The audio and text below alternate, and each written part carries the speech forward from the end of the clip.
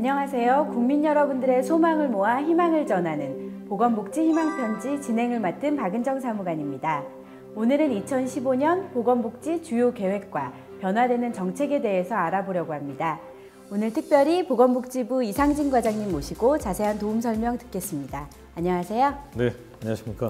네, 과장님, 국민 여러분께 2015년 보건복지부 주요 계획을 말씀드리는 첫 자리인데요.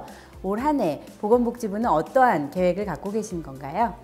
2015년 보건복지정책은 크게 세 가지로 구성이 됩니다. 사회안전망 확충, 전생에 걸친 건강상 보장, 노후생활 안정 지원.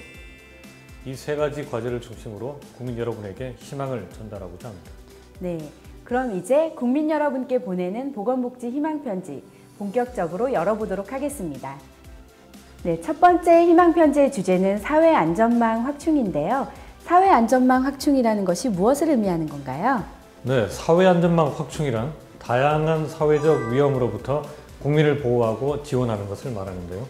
이를 위해 보건복지부는 맞춤형 복지 지원과 촘촘하고 효율적인 복지 지원 체계 구축, 이 두 가지 과제를 중점적으로 추진하고자 합니다. 네, 며칠 전에 한 광고에서 기초생활보장을 받는 분들이 늘어난다라는 내용을 본 적이 있는데요. 이 내용과 맞춤형 복지 지원, 어떠한 관련이 있는 건가요?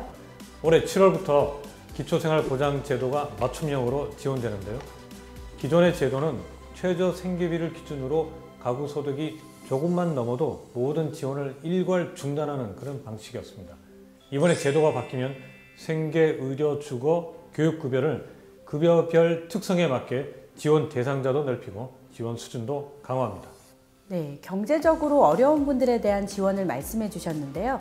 이분들 말고도 또 장애인, 아동 등과 같이 사회적 위험으로부터 좀 취약한 상태에 있는 분들도 계시잖아요. 이분들에 대해서는 어떠한 지원 계획을 갖고 계신가요?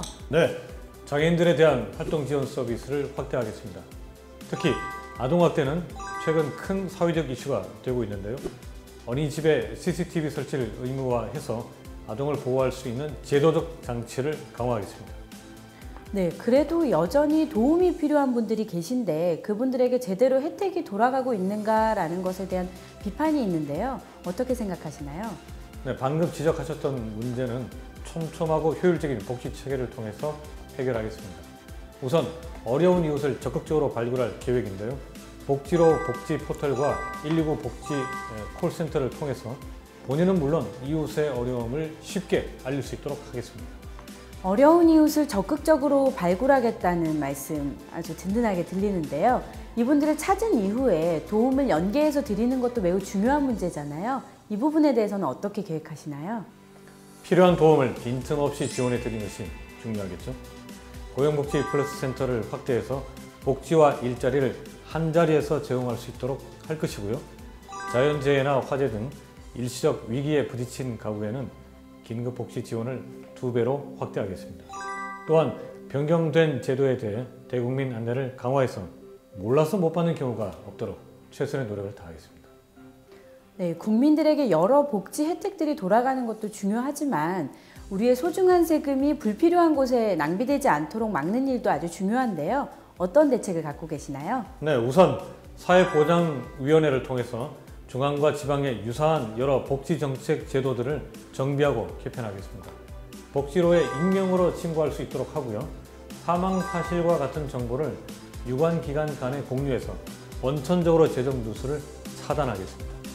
네, 지금까지 첫 번째 보건복지 희망편지 사회안전망 확충에 대해서 알아봤는데요. 정부가 계획하고 실천하고자 하는 정책들이 원래 의도대로 잘 진행되기를 바라겠습니다.